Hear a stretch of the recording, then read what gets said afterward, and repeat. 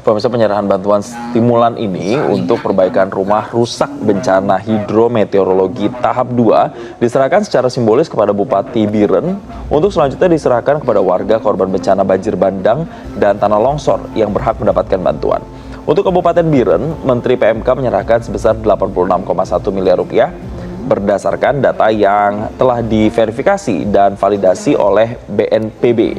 Selain menyerahkan bantuan stimulan untuk sekitar 4.000 kepala keluarga korban banjir bandang dan tanah longsor di Biren, Pratikno juga menyerahkan bantuan kepada ribuan kepala keluarga korban bencana akhir November 2025 lalu ini di 16 kabupaten kota di 3 provinsi yang terkena dampak.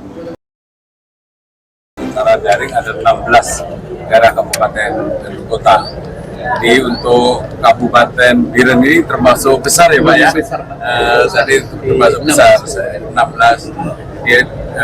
Nanti data detailnya nanti bisa disampaikan oleh Pak Sestama. Jadi arahnya Bapak Presiden agar masyarakat segera beraktivitas kembali.